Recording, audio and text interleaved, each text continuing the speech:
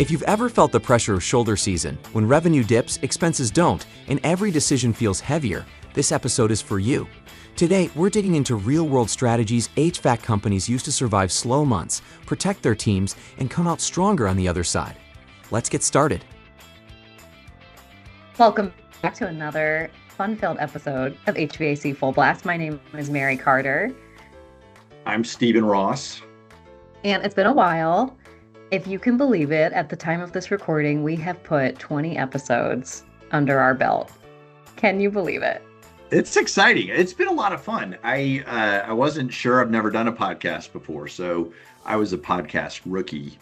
And but it's been a lot of fun. We've had great guests. I mean, that's been half the fun, is just picking people's brains that know a lot about our industry. I know. If you had told me at the start of this idea that we would have 20 or more episodes, I would have looked at you sideways. I probably did look at people sideways about this. So. Nice. And it's very cool to do the podcast for HVAC Full Blast and for Train. We were so thrilled to be asked to do it. I was a podcast rookie in the host seat. I guess I've been interviewed for some internal learning kind of podcast, but truth be told, I really had never done this much in terms of like an audio environment. So that's been really fun. How about Irish step dance? Were you ever on an Irish step dance podcast? Haven't done that, although this is slowly becoming an Irish step dance podcast. So we can change the intro music, I'm sure. And leave it get jiggy with it. Yeah, that's great. If our listeners don't know what we're talking about, it's because they missed one of our earlier episodes where we talked about Mary's background in Irish step dancing. But we maybe should kind of reintroduce ourselves since we are 20 episodes in. So Mary, one of the questions I ask people a lot of times if I'm doing a training class, because usually it's salespeople that work for heating and air companies. So my question usually is something like this. Are you a heating and air person, meaning you started out in heating and air and then you got into sales? Or are you a salesperson and then you got into heating and air? So maybe I could just kind of re-ask you that question, Mary. Are you a salesperson that got into heating and air? Are you a heating and air person that got into sales? Great question. I love that. I might steal that going forward. I'm a salesperson that got into heating and air for sure. I have sold many things from lattes at different coffee shops to gym memberships to NFL season ticket packages and seat license rights and power tools and then heating and air. So I sort of subscribe to let me go sell things that I don't know anything about and I'll figure it out. Nice. Yeah. And how long and you've been with Train for your whole stint in the heating and air world. And how did you get your foot in the door? And then what's been your career progression?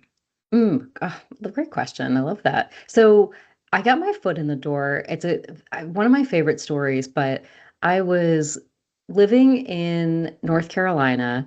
And at the time I was working a job that didn't pay very well. And I actually had 2 other jobs on the side to kind of do all the fun things that I wanted to do in my free time.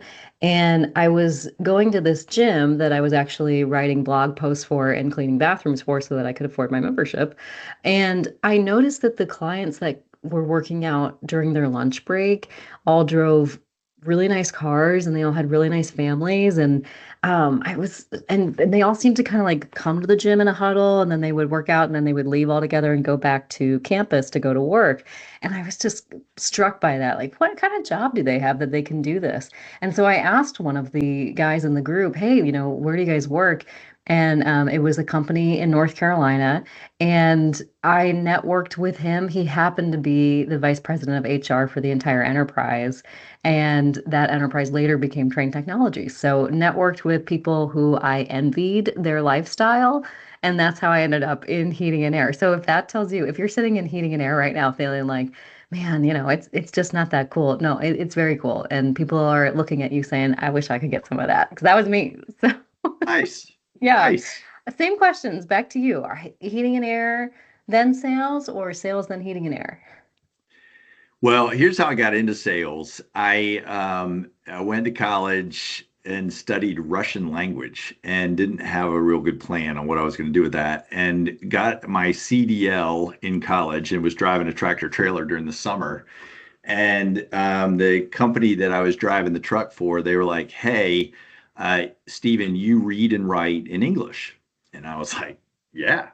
And they were like, "You get the customers to sign the paperwork in the right spot every time on your deliveries." And I'm like, "Yeah." They're like, "We think you belong in sales." And I was like, "I don't even know what sales is, but I don't have anything else coming out of college, so why not?" And so that's how I got into sales, was working for this trucking company. But it was a moving and storage company. And interestingly enough, the sales process, you go to somebody's house to get ready to move. They're interviewing three or four different moving companies typically. You got to walk through the whole house. You got to talk to them about all their stuff. And then you got to work out a proposal for them. And the company that I work for, typically more expensive than a lot of our competitors. So that kind of in-home residential sales experience helped me out a lot. Fast forward about 10 years later, and was very involved in the Chamber of Commerce in Columbia, South Carolina. We did a service project that I helped coordinate. And part of that service project was working with a small orphanage that housed like kids that wouldn't fit into a bigger orphanage. Like a lot of them had emotional disorders and whatnot. So it's basically a group home with about 8 bedrooms for 8 kids. And as part of our Chamber of Commerce project, one of the things that happened was the heating and air got gutted and removed and replaced, all that kind of stuff. And the heating and air company that did all the work that was involved in the chamber, they're like, "Hey, we need a sales guy." And I'm like, "I don't know anything about heating and air." And they're like, "Well, we could teach you that." So that was kind of how I got into sales, and then also into heating and air, was just through a service project. So Oh, wow. See, so envying lifestyle, service, good works, lots of different ways to be led to water, right? yeah, yeah, Oh, that's great. Well, so that's a little bit about who we are. We've obviously really enjoyed doing the podcast. And I think that maybe as we're leading into this topic here, I'm kind of feeling like the natural order of things, right? Like we hit the ground running, we have really great topics and guests, and we're fired up. And then as with time, naturally, kind of that shoulder comes in where, okay, now we're kind of like running our rhythm, and I wouldn't say we're on autopilot by any means, but we kind of know the lay of the land, so to speak. And now it's kind of time to like lean in and do a little bit more work to keep this thing running well, right? And so we see that yeah, happening with our customers and their businesses as well. And normally what I'm referring to here is the shoulder season in HVAC, where, maybe that slowdown time in the spring and the fall kind of turns into when you can plan or ramp things up, but it also can turn into a really scary time when things ramp down. And yeah, now we're sweating because I don't know where revenue's coming in, and my people are still expecting payroll. yeah, yeah. I got another story for you. So here's how I owned a heating and air company. Are you ready for this story? So I became a client of Sandler Training back in 2008. So I was working for this small heating and air company, and I was making about $75,000 a year. And my wife at the time was a school teacher, and she was making, I don't know, 35 grand a year. So combined income about $110,000 a year, and we had 2 kids. And she comes home one day and she's like, "Hey, I hate my job. I hate teaching. I'm going to quit, and we're going to have another kid." And I was like, "Wow, okay." So all of a sudden, I've got to make up 35, 40 grand a year of her income that we're about to lose. And now our expenses are going up because we're having another kid. So I became a client of Sandler Training. I was like, I got to learn how to actually sell. I had been in sales for about 10 years, but had never really made more than 80 grand in a year. And after about 3 years of being a client of Sandler, my sales tripled. So that was huge for me. And then I became a Sandler trainer. Well, fast forward a few years, and I had a guy call me, and it was a friend of mine. I knew him for a few years, and he calls and says, "Hey, I want to hire you to do sales training for my small heating and air company. And I was like, okay. So I went and met with him. Small company, doing about 1.6 million in revenue with about a dozen employees. And he had two problems. One problem was none of his employees were worth training. That was a big problem. And then the other problem was he didn't have any money. I mean, the margins were so slim, and he was having such a tough time just paying bills in general. That's why he needed sales training, but he also couldn't afford sales training. So he's like, I'm like, well, if you don't have any money to pay me, like, I mean, it's a good conversation, but good luck. I mean, what can you do? So I was kind of kidding around. We had that same conversation once every couple of months for about 6 months, and finally joking around, I was like, you know what? Just sell me half your company. I'll handle sales and marketing. He was an engineer. He had an MBA. I'm like, I'll handle it because you can't handle it, and then you don't have to hire a consultant. So a couple months goes by, and he calls me back, and he's like, hey. I'd like to take you up on your offer. I'm like, what offer are you talking about? Like, I didn't even remember. So he's like, the one where you buy half my company. So that's how I got into owning a heating and air company. I was already a sales trainer, Sandler trainer. Then all of a sudden I owned half of a heating and air company. So here's why I share that with you, Mary, is that the numbers are very different if you're just a service technician, if you're just a residential sales person for a heating and air company. The way the numbers work versus being an owner of a heating and air company, that's a big shift. And I didn't realize that going into it. So that the question of like, what do you do in the slow time it's crazy when you own the company. Let me just kind of put it that way. That's tough. Yeah. I mean, I can imagine, right? And I bet the want to just slash everything and okay, pull it all back, pull back the ads, pull back the marketing, anything ancillary, get it on out of here. Like no more Pizza Friday, right? Yeah. Like cut it all back. And that can then create another swirling storm of fear amongst your employees, right? And are we in trouble now? And I can just kind of almost see like a lightning strike that's growing of disaster like emotions when really, as the captain of the ship, you kind of got to remain calm, right? Like, and be finding another way to accomplish the goal, which is get revenue. So maybe from your experience, what were some ways that you saw that go right? Yeah. Well, I think, there's two things that come into play. One is, are there some costs you can cut? Certainly, right? And then others are, hey, could you get creative in terms of revenue sources? So to give you an example, I mean, if I was a sales guy for a heating air company, a lot of times the amount of money that I would make in March is maybe half the amount of money that I could make in July, right?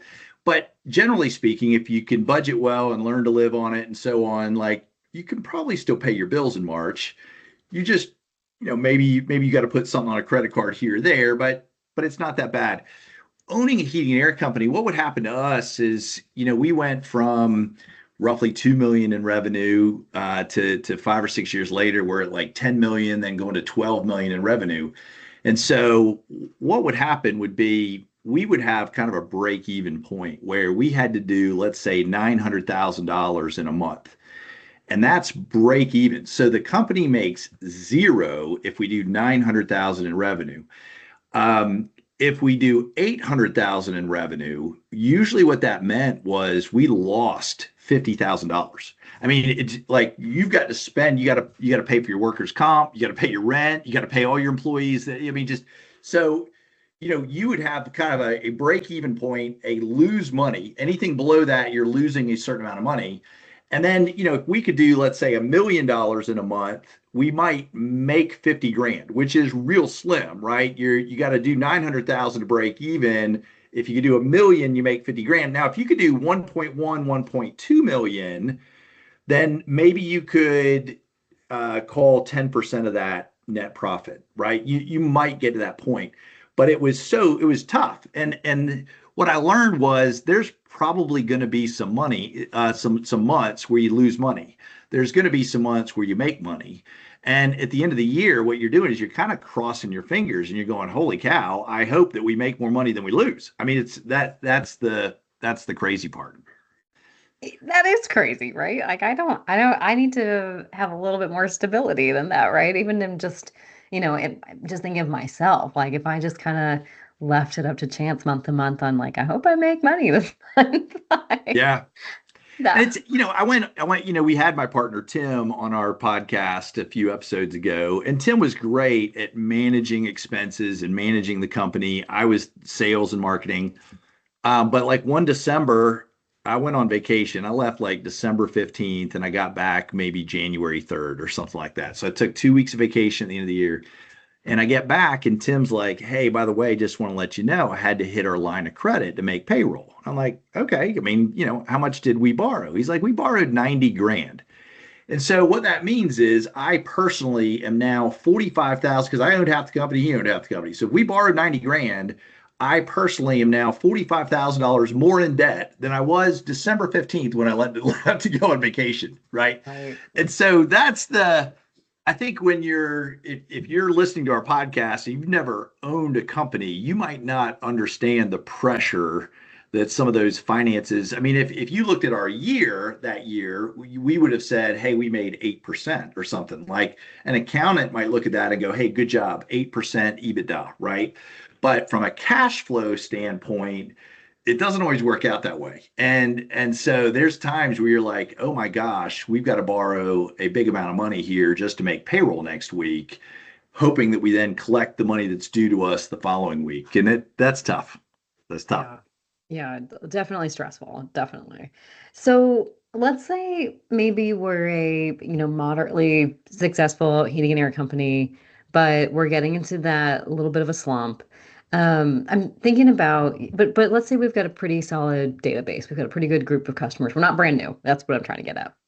Yeah. What, one of the tips that I came across when we were sort of researching this topic is what can you do with your existing customers to kind of drum up some new business so that you are Sure. pulling in new revenue, not just collecting on maybe existing payment plans or structures that you have out there, actually get another sale out of your existing customers. Did you ever have any experience with that? Yeah, and one of the coolest parts of my job is I get to travel the country, and a lot of times I'm teaching a class, and it's on sales, and we'll touch on marketing, but I get to interact with some business owners who are phenomenal. I mean, just the creativity of these people, the ideas, the brainstorming. And so I will say, as a business owner, then the advantage that I had over maybe Stephen 10 years before is I hadn't had that experience. I hadn't seen around the country. So we stole some ideas from other heating air companies in other parts of the country that I thought were people that had great ideas. And so, we could put those into play. And here's what I ended up focusing on. A lot of my focus initially as a business owner was growth. And so what I wanted to do was have big months. Like the first month that we did over $1 million in revenue, I mean, we threw a party. I mean, that was so hard to get to because when I bought in, we were only doing 2 million in annual revenue. So to do $1 million in a month, that was huge. But later on in my kind of career as a business owner, what I spent more time focusing on was if I could eliminate the months where we lose money, then the months where we make money are actually growth months. We can take that revenue and we can ramp up our marketing budget, or we could buy new vans, or we could expand our warehouse, or we could actually do things with the money rather than just turn around and pay off the debt that we had from the months where we lost it. So one of the ideas, and this was from a company in Atlanta. Here's what they did, and this is pure genius in my opinion, is they picked a month. They said, "Hey, we've got 2 really bad months. It's obviously maybe a little weather dependent depending on where you are in the country, but for them, February was a terrible month and then September was a terrible month. Those were 2 months they almost always lost money." And so what they said was, "Okay, we're going to run a sale during the month of February, obviously to boost some revenue." But what they did was they pre-sold February all year long, right? So if let's say you've got this repair versus replace dynamic going on, where you've got a technician out at a customer's house and like, well, but it's 20 degrees outside, so can you just fix it because we want heat tonight, right? Well, if that's the case, where the customer would have been a good candidate to replace it, but they decide to go ahead and do the repair just because of the emergency circumstances, they would quote that customer whatever the price normally was. Let's say it's $13,000. But if the customer said, no, I'm going to go ahead with the repair, they would give the customer a substantial coupon, let's say $1,000 off, and say, but this coupon is only good from February 1st to February 28th. And so the net result, there were two things that came out of this. One is they pre-sold the month of February by the end of the year. And so what does that allow them to do? Well, that allows them to turn around to the manufacturer and pre-buy everything that they're going to install in the month of February. So they can buy in bulk, they can put in a big order at the end of the year, they can get their end of the year pricing before the price increase hits in January, right? And they're ordering a big bulk order, they're usually able to get maybe free product or better terms or whatever they could get, right? But then also you're rolling into February and you know that you need to staff up. So all of your competitors are slow and you're slammed. Now you're not necessarily making money because you've just cut all the margin out of these jobs. You're sending customers $1,000 off coupons or whatever. But what you're not doing in February is losing money. And so a month where maybe they normally would have lost 100 grand or lost 150 grand, now it's a break even month. And then here's the key. This, for me, this gets me really excited. They hired installers during a month where all their competitors are slow. So they could cherry pick the best installers from these other companies who are good companies, just slow during that month, get those guys to come work at their company, and then roll right into summertime, loading up on your installers. So that was a strategy that we absolutely employed at my company. We're like, we want to hire when everybody else is slow. We're going to ramp up when everybody else is slow, and we're going to pre-sell our slow months in order to have that volume to go get it. And I'm that's that seems so simple, and yet, it takes a little bit of legwork to stand up and do it right. Did you see that really pay off quickly? Yeah, I mean, we kind of grew, like our growth was never linear, like, a straight line. It was more like stair steps. And so what we would always do is, whatever our advertising budget was for the year prior, we would usually pick like March 1st and we'd say, okay, let's up our advertising budget by 10% or 15% for this year. So we would always try to roll into summertime having staffed up. We've got more employees than maybe we needed the summer before, but we're also adding in that advertising budget to go do it. And so it is hard to pull off. I think there's a couple of fears. One fear is that you're just robbing yourself of installs that you would have had otherwise, right? You're like, well, man, if I would have gotten this install at full price in April, why discount it $1,000 in February? So that's one of the fears. I think the other fear is, what happens to sales commission? So if you had a commission sales guy, well, now all of a sudden you knocked $1,000 off. So the salespeople had to buy into the concept of, hey, I'm going to take a hit on my commission, but I'm also going to blow it out in the month of February. And so the sales team was actually excited about it. They were getting a reduced commission rate, but their volume was up. And the salespeople had the time to try to close that customer earlier in the year. So if you spent the whole month of October chasing a customer and just couldn't get it, well, then as a salesperson, it gives you a follow-up tool to call them back to go, hey, understand you decided to just kind of wait it out. Here's an idea for you. What do you think about doing it during February? And so, you gotta manage, a little bit of logistics. You got to adjust commissions. You got to get ready for it staff wise. You got to have the equipment ready to go. You got to do everything you can do to keep your costs down. But if you can break even in a month that you would otherwise lose money, I mean, that is gold as a business owner. I also really love the idea of calling back customers who maybe showed some interest but ultimately didn't go with you. I think that there is some gold to be found there as well. So I think there's something to be learned from that experience. Not only, hey, maybe we have another opportunity, or let's structure this in a different way. But then you can also kind of get the feedback of maybe why they didn't go with you. And normally, whenever I'm talking about offering consumer financing, one of the questions we like to ask is, did you call every customer that decided not to go with you and ask why they didn't go with you? And chances are they weren't offering a financing offer. It could have been because there was no way for me to pay or attractive way for me to pay. So um, it's a great way to learn, but also there probably are some opportunities there. So I think that's great advice. Yeah, yeah. I Um, oh, go ahead. yeah, I was going to say, I mean, you've been all over the country. You've talked to all kinds of dealers. I mean, what are some of the ideas that you like? Again, I think to some extent, I don't know that I've ever had an original idea in my life. Somebody else taught me the Sandler process, and all these marketing ideas are just ideas that somebody else had. I mean, have you picked up any along the way?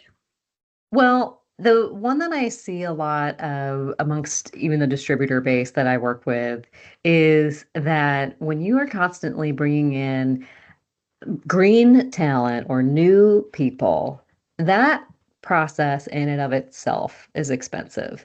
And so if your instinct is to times are tough, go lean, cut everything. Oh my goodness, too many whales over here. I gotta get more cheap labor on the books.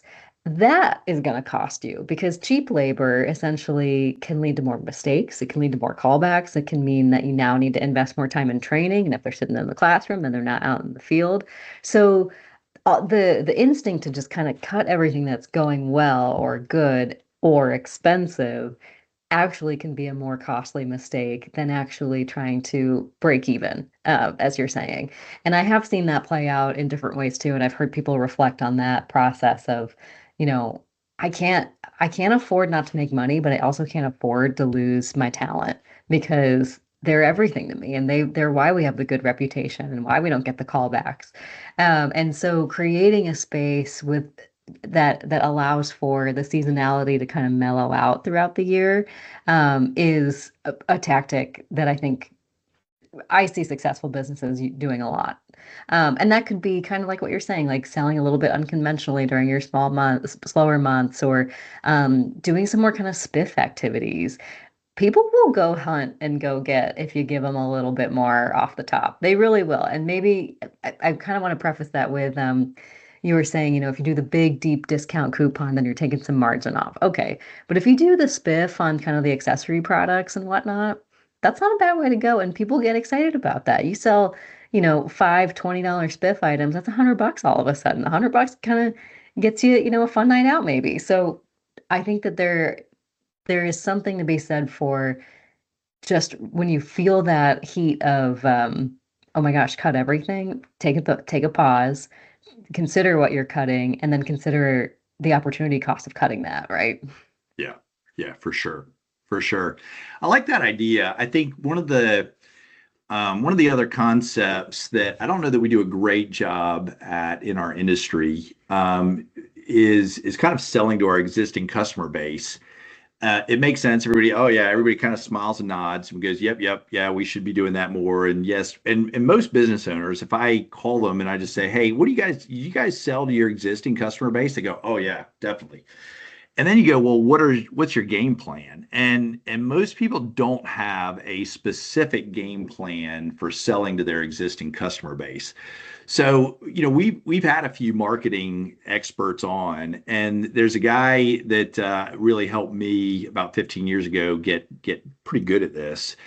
And he was a direct mail guy, and I believe in direct mail. I think, when I first got into heating and air and residential sales a long time ago, you don't go to your mailbox. You have tons of postcards, everything else. Now I might get two pieces of mail. So Oh, yeah, do you get yeah, sad? it's sad. In fact, if you could send me something, just so I had something to go get out of the mailbox, Mary, that'd be phenomenal. Um, but it's how does direct mail work? One of the things that you can see is if you do a direct mail campaign, the typical average is about somewhere between 0.5% to a 1% response rate. So you send out 100 postcards, maybe one person responds. Um, But where you really see the bump in direct mail is if it's a coordinated campaign where you say, okay, hey, we're gonna use our database and we're gonna email our customers. We're going to send them a direct mail piece. We're going to have something ready to go for our technicians in terms of a talking point. And when we make our outbound calls for maintenance agreements, we're going to mention it. And so one of the things that, if you looked at those four things, does any one of them have a substantial response rate? Not really.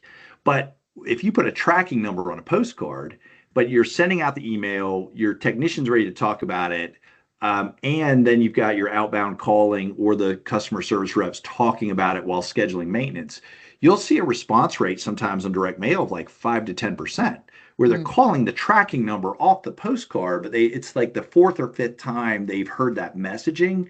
And so that's when you really start to see that pay off.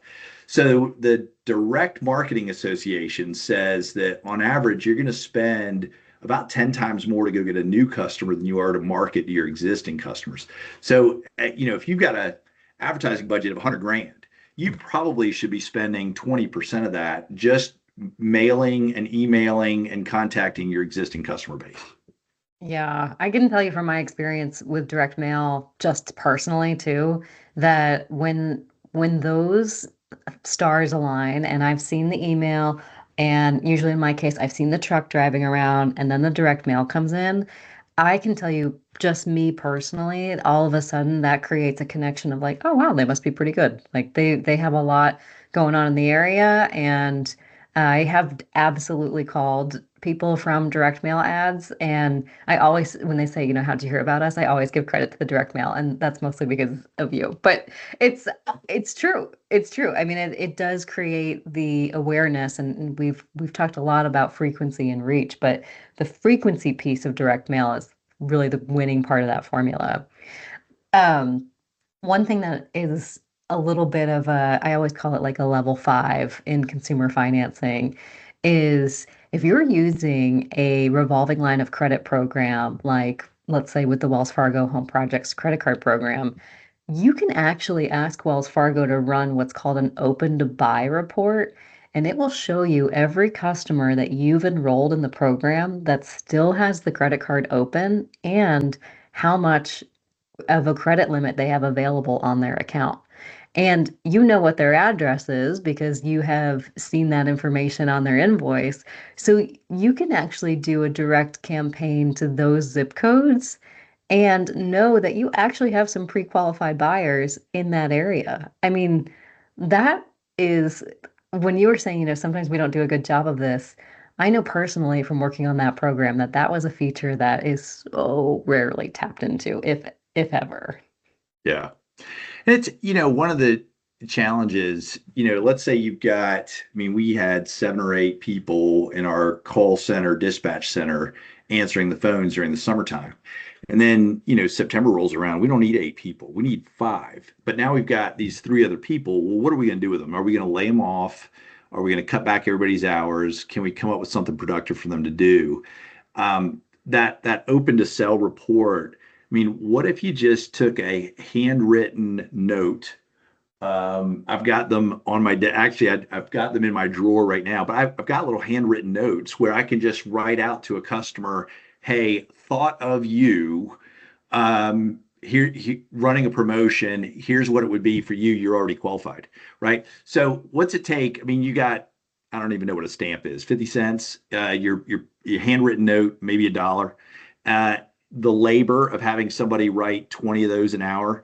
But the ROI, if you could crank out 20 handwritten notes in an hour to people who are already qualified, they've already used your company, they know you, they like you, and you're sending them something to them.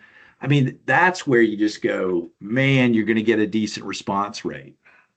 Definitely. Or, at the very least, probably a very hot referral, right? Yeah. Yeah. It's always asking for the referral obviously is huge. I would say the 2 best people for asking referrals in my life right now. One is my chiropractor, and the other is the guy that sold me a car. He I mean, just all the time, little emails, notes, like, "Hey man, how you like your car?" I'm like, "I love it." He's like, you know anybody else that would like it?" I mean, he's great at it. And as an industry, we're not so great. Oh, that's so true. Oh, that's a really good point. What about what about during maybe a shoulder season? We've already talked about the inclination to cut everything, but where should you invest? Where should you keep spending when you're trying to hustle through a low revenue producing month? Yeah, I think, I'm going to backtrack a little bit, or maybe contradict myself would be another way to say that, which is I just said, hey, here's a great idea, run a sale during a slow month. Uh, you got to take that with a little bit of grain of salt, because here's what happens in a slow year. Let's say you did, I'm just going to use round numbers to keep the math in my head straight, but let's say you did $1 million of installs and your average ticket was $10,000 each, right? So you did 100 installs and you say, oh, we're having a slow year, we're behind on the number of installs. And so a lot of companies then, what do? Well, they cut their price. Well, let's say you cut your price from, you know, it doesn't even have to be a big price cut from $10,000 average ticket to, let's say, $9,500. But you lost a few installs. So instead of doing 100 installs, you only did 90. I'm about to get the calculator out here. So $9,500 average ticket times 90 installs, $855,000 in revenue, versus if we had done the full 100 installs at $10,000 a pop was $1 million. And so one of the things that happens sometimes is when it gets slow, companies cut their price across the board to make up that difference. And it really ends up being a double whammy. If you're going to be Yeah. slower, I mean, and let's say you took all that money out of margin, right? I mean, because the manufacturer is not cutting their price just because you're slow. So if you knock $500 off, that $500 is coming straight out of that company's pocket. So, again, you might have done $1 million and made 10% net profit, but now you're only going to do $855,000 and you're going to make zero. So you do have to be careful in terms of cutting in general across the board. How do we do that? In our negotiation class, well, there's two concepts that we teach before you do a price cut, right? One would be, I like what you said a minute ago, which is picking some sort of IAQ product or an accessory or an add-on, because I can discount that or give it away. And let's say I had a 5-inch pleated filter in a cabinet that maybe I would have installed for 600, $700 with an install, but my cost on that's $75. A little bit of labor, a little bit of, for the cabinet, for the filter, whatever.